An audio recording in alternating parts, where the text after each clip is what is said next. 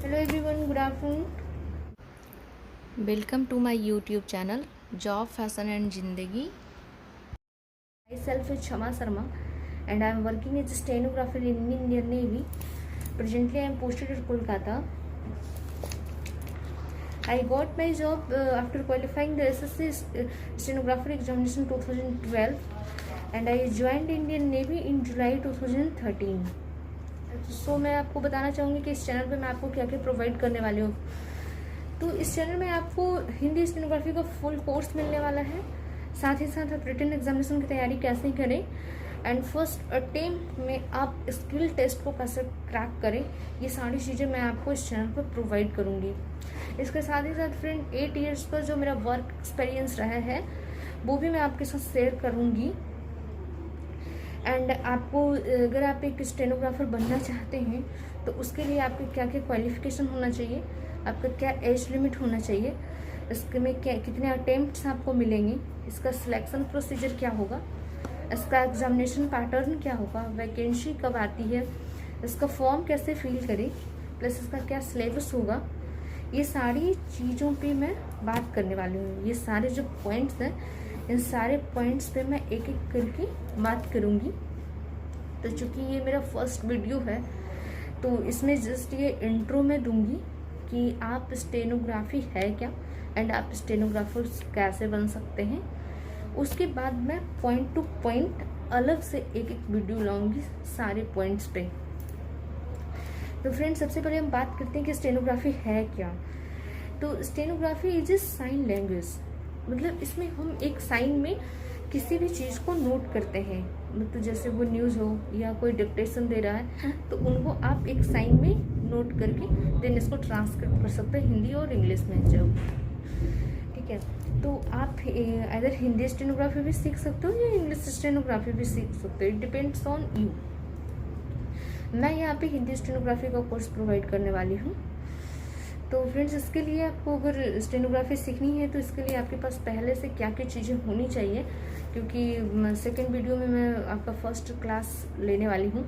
तो अभी मैं आपको बता दूंगी कि उसके पहले आपको ये सारी चीज़ें परचेज कर लेनी है। तो सबसे पहले जो एक बुक आती है, ये देखिए हिंदी स्टेनोग्राफी के लिए ये एक बुक आती है, ऋषि प्रणाली की है।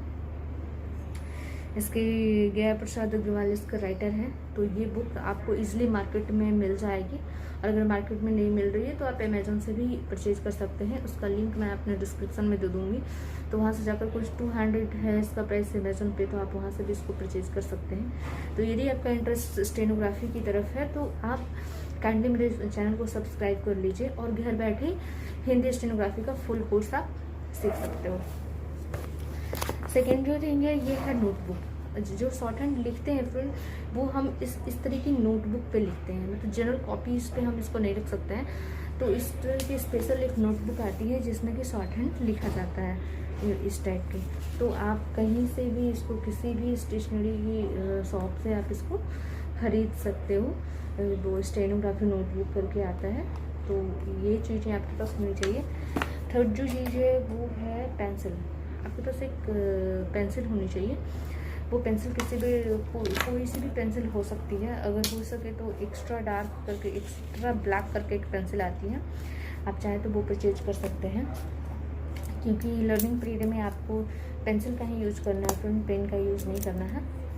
वो जो चीज़ है वो इस तरह के कटर आते हैं पेंसिल को शार्प करने के लिए, इस टाइप के कटर आते हैं। ये कटर आपको रखना चाहिए, और अगर कटर नहीं है तो उसकी जगह आप ये शार्पनर भी यूज़ कर सकते हैं।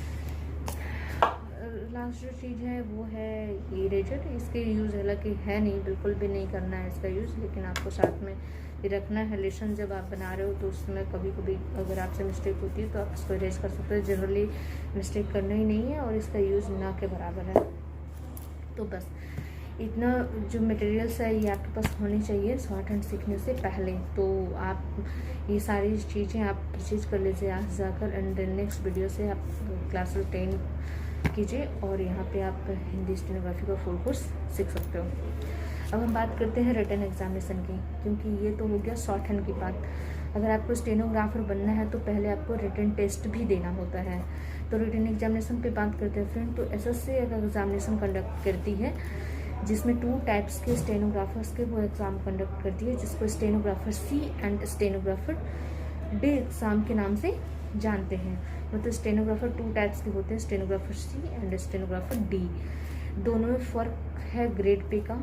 जो स्टेनोग्राफर सी जो है उसका ग्रेड पे जो होता है 4200 या 4600 होता है। ये अलग अलग डिपार्टमेंट में अलग अलग होते हैं। एंड जो स्टेनोग्राफर डी होते हैं उसका जो ग्रेड पे होता है वो 2400 है। अब जो जॉब में होंगे उनको तो पता होगा कि ये ग्रेड पे क्या होता है, जो लेकिन जो जॉब में नहीं है उनको शायद ये पता नहीं होगा कि ये ग्रेड पे मैं क्या बोल रही हूँ। तो फ्रेंड, जितना ही ग्रेड पे ज़्यादा होगा समझिए उसकी सैलरी उतना ही ज़्यादा होती है। ये बाद में मैं बताऊँगी कि ग्रेड पे से सैलरी आप कैसे कैलकुलेट कर सकते हो, ये मैं आपको बाद में बताऊँगी, किसी वीडियो में मैं बताऊँगी। और बस अभी आपको इतना जानना है कि जिसका ग्रेड पे ज़्यादा है उतना तो उसकी सैलरी ज़्यादा है, जिसका ग्रेड पे कम है मतलब उसकी सैलरी कम है। तो स्टेनोग्राफर सी का जो सैलरी है स्टेनोग्राफर डी के कंपेयर में ज़्यादा है, क्योंकि इसका ग्रेड पे 42 है एंड इसका ग्रेड 2400 है। तो एक ही एग्ज़ाम की एक ही एग्जामिनेशन दोनों के लिए होते हैं, कट ऑफ बस अलग अलग जाते हैं दोनों के। एंड स्किल टेस्ट अब इसके लिए सेपरेटली अलग अलग आपको कॉल किया जाएगा। अगर आप दोनों ही एग्ज़ाम के लिए क्वालिफाई कर जाते हैं तो आपको अलग अलग से स्किल टेस्ट देने पड़ेंगे, और दोनों के स्किल टेस्ट का जो स्पीड होता है वो भी अलग अलग लिमिट है। तो ये है basic difference stenographer C and stenographer D के लिए। तो जो रिटन का प्रिपरेशन है आपको दोनों के लिए ही एक साथ ही हो जाएगी। मतलब एक बार अगर प्रिपरेशन करते हैं तो आपको सी के लिए भी अलग से करने की ज़रूरत नहीं है और डी के लिए अलग से करने की ज़रूरत नहीं, एक ही साथ दोनों का प्रिपरेशन आप कर सकते हो रिटन में। सेम शॉर्ट हैंड में भी आप दोनों का प्रिपरेशन एक साथ ही कर सकते हैं। तो हम बात करते हैं कि इसके सबसे पहले बात करते हैं कि इसके लिए आपको क्या क्वालिफिकेशन चाहिए। तो फिर यदि आप 12th पास हैं तो आप वही सब इसमें जा सकते हो। इसके लिए बस जो क्वालिफिकेशन लिमिट किया गया है वो 10+2 है, मतलब इंटरमीडिएट लेवल का एग्जामिनेशन होता है इसमें, ठीक है। तो ये सी की भी बात कर रही हूँ मैं, डी की भी बात कर रही हूँ। तो क्वालिफिकेशन बस इसके लिए 12th चाहिए, कोई भी टेक्निकल क्वालिफिकेशन की ज़रूरत नहीं है। इसके साथ साथ आपको शॉर्ट हैंड आना चाहिए। शॉर्ट हैंड आप कहीं से भी सीखे रह सकते हो, किसी प्राइवेट इंस्टीट्यूट से सीखे रह सकते हैं, कहीं से भी सीख सकते हैं। इसमें कोई नहीं है कि आपको किसी गवर्नमेंट इंस्टीट्यूट से ही पास आउट होना है, ऐसा कुछ नहीं है। कहीं से भी शॉर्ट हैंड सीखिए, क्योंकि एसएससी खुद इसका एग्ज़ाम बाद में लेती ही है, तो आपको टेस्ट इसका वही देना होता है। तो आप कहीं से भी सीखे रह सकते हैं, कोई फ़र्क नहीं पड़ता है। इसमें जो एज लिमिट है, एज में थोड़ा सा डिफरेंस है। स्टेनोग्राफर सी के लिए अलग एज लिमिट है और स्टेनोग्राफर डी के लिए अलग एज लिमिट है। तो एंड इसमें और भी है, कैटेगरी वाइज भी है। तो जैसे कि स्टेनोग्राफर जो सी का है वो जनरल कैटेगरी की मैं जब बात करती हूँ, तो स्टेनोग्राफर जो सी है उसके लिए मिनिमम एज दोनों के लिए ही 18 ईयर्स है, लेकिन स्टेनोग्राफर जो सी है उसके लिए जो मैक्सिमम एज है ये 30 ईयर्स है, लेकिन स्टेनोग्राफर जो डी है उसके लिए 27 ईयर्स है। तो ये है इसका एज लिमिट। ये मैं जनरल कैटेगरी की बात कर रही हूँ। बाकी जो रिजर्वेशन एज का जो रिलैक्सेशन मिलता है बाकी कैटेगरीज को वो उसी तरीके का है। और आपको ज़्यादा है तो मैं बाद में एक वीडियो में बताऊंगी प्रॉपर सारे का भी। मैं इंट्रो दे रही हूँ तो इसलिए मैं ज़्यादा डिटेल्स में किसी भी टॉप पॉइंट्स पे नहीं जाना चाह रही हूँ, तो बेसिक चीज़ें मैं बता रही हूँ बस। इसमें जो अटैम्प्ट है फ्रेंड्स, में अटैम्प्ट कोई लिमिट नहीं है। यदि आपका एज है तो आप उस एज में कभी भी कितने भी अटैम्प्ट आप दे सकते हो, उसमें कोई अटैम्प्ट लिमिट नहीं है। जो इसका सिलेक्शन प्रोसीजर है फ्रेंड, उसमें पहले आपको एक रिटन टेस्ट देना होता है, उसके बाद स्किल टेस्ट देना होता है। स्किल टेस्ट में वही शॉर्ट हैंड का टेस्ट देना पड़ता है और रिटन टेस्ट में आपको 200 मार्क्स के रिटन टेस्ट देने पड़ते हैं इसके लिए, जो एसएससी एग्जामिनेशन की बात कर रही हूँ मैं। तो इसमें जो एग्जामिनेशन पैटर्न होता है वो जो रिटन टेस्ट है वो आपका कंप्यूटर बेस्ड हो गया आजकल। पहले पेपर्स आते थे, आजकल पेपर्स नहीं आते, मतलब आंसर शीट्स आपको अलग से, मतलब पेपर क्वेश्चन पेपर नहीं मिलेंगे आपको। ये कंप्यूटर बेस्ड है, एक कंप्यूटर रहेगा जिसमें आपको उसमें ही टिक करने, आपको अलग से आंसर शीट्स फिल करने की ज़रूरत नहीं है जो कि पहले होता था। तो अभी आपको कंप्यूटर पे ही टेस्ट देने हैं और रफ के लिए आपको पेज दिए जाएंगे, बाकी अलग से कुछ पेज प्रोवाइड नहीं किया जाएगा। इसका जो वैकेंसी आता है एवरी ईयर एसएससी इसका एग्ज़ाम कंडक्ट करती है, तो इसका एग्जामिनेशन कैलेंडर आपको एसएससी के साइट पे जाके मिल जाएगा। इसका जो सिलेबस है, सिलेबस में हम अलग से बात करेंगे डिटेल्स में, लेकिन नॉर्मली मैं आपको बता देना चाहती हूँ कि इसका क्या सिलेबस है। तो इसमें 3 सेक्शंस होते हैं, जो क्वेश्चन आते हैं वो 3 सेक्शंस में आते हैं। जो पहला सेक्शन है वो रीजनिंग का होता है, जो कि 50 मार्क्स का होता है। जो क्वेश्चन का नंबर होता है वो भी 50 होते हैं, मतलब एक क्वेश्चन के लिए आपको 1 नंबर दिए जाते हैं, तो ये 50 मार्क्स हो गए। देन सेकंड जो होता है वो इंग्लिश आती है। इंग्लिश है, इसमें 100 मार्क्स के इंग्लिश पूछे जाते हैं, जिसमें एक क्वेश्चन के लिए आपको 1 नंबर दिए जाते हैं। इसके भी सेम वही है। एंड उसके बाद थर्ड जो है वो जीएस का सेक्शन होता है, जनरल स्टडीज़ का, जिसमें आपको बहुत सारे सब्जेक्ट इंक्लूड्स रहते हैं। हिस्ट्री से भी क्वेश्चन रहेंगे, ज्योग्राफी से भी रहेंगे, सिविक्स से भी रहेंगे, पॉलिटी से भी रहेंगे, करंट अफेयर्स भी रहेंगे। तो ये सारी चीज़ें ये 50 मार्क्स के होते हैं। तो आपको इसमें मार्क्स नहीं आते हैं, तो ये जिनका मैथ्स ठीक नहीं है, जिनके मैथ्स पे पकड़ अच्छी नहीं है, उनके लिए काफ़ी अच्छा अपॉर्चुनिटी है कि मैथ्स नहीं भी अच्छा है तो भी आपको जॉब मिल सकती है। ऐसा नहीं सोचे कि अगर मैथ्स अच्छा नहीं है तो मुझे गवर्नमेंट जॉब मिलेगी कि नहीं मिलेगी, ऐसा कुछ नहीं है। इसमें स्टेनोग्राफी में आपको मैथ्स नहीं आते हैं, तो ये एक प्लस पॉइंट उनके लिए है जिनका मैथ्स अच्छा नहीं है। सर उसके बाद बस ये 3 सेक्शन हो रही है। इसमें नेगेटिव मार्किंग भी है। अगर आप एक मिस्टेक करते हो तो उसमें आपके 0.25 मार्क्स, जो भी ऑब्टेनिंग मार्क्स आपका है उसमें से 0.25 मार्क्स आपके माइनस हो जाएंगे। तो इसका आपको बेहद ध्यान रखना है कि आपको निगेटिव कम से कम मार्क करने हैं। मीन्स अगर आपको क्वेश्चन नहीं समझ आ रहा है या क्वेश्चन पे आपको डाउट हो रहा है तो आप वो क्वेश्चन को छोड़ सकते हैं, क्योंकि निगेटिव मार्किंग है इसमें। तो इसलिए आपको इस चीज़ का खास ध्यान रखना है कि आपको निगेटिव नहीं करना है। जिस पे भी 100% आप क्लियर हो, बस उसी क्वेश्चन में आप अटेम्प्ट कीजिए, बाकी क्वेश्चन को आपको अटेम्प्ट करने की ज़रूरत नहीं है जिस पे आपको डाउट है। तो अब बात करते हैं स्किल टेस्ट में। तो जो शॉर्ट हैंड होता है उसमें आपको जो फॉर्म फिल करते हो तो उसमें आपसे लैंग्वेज का प्रेफरेंस मांगा जाता है कि आप किस लैंग्वेज में स्किल टेस्ट देना चाहोगे, हिंदी में देना चाहोगे या इंग्लिश में देना चाहोगे।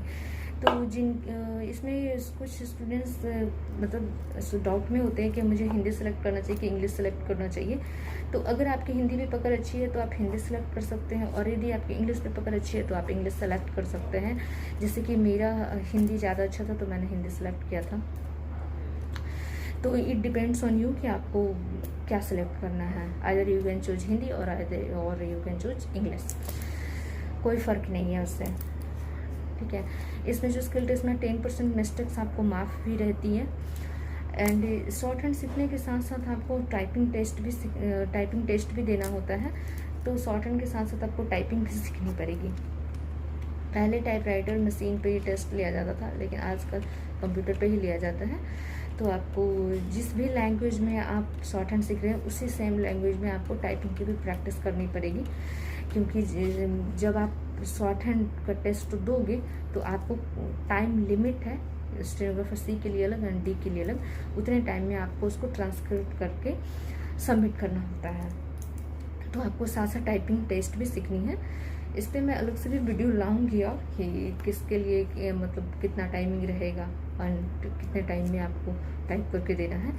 ये सारी चीज़ें मैं ये पॉइंट्स सारे जो अभी मैंने आपको बताया, ये मैं अभी डिटेल्स में किसी पे भी बात नहीं किया है मैंने, क्योंकि ये मेरा फर्स्ट वीडियो था। जस्ट ये मेरा इंट्रो वीडियो था, तो इसमें मैंने सारे टॉपिक्स जस्ट इंक्लूड कर दिए हैं, लेकिन किसी पे डिटेल्स में मैं नहीं गई हूँ। मैं आपको बताऊँगी कितनी इसकी वैकेंसी आती है, उसके बाद क्या इसका कट ऑफ जाता है, देन आपको स्किल टेस्ट क्लियर करने के लिए किन किन चीज़ों पे आपका ध्यान रखना चाहिए।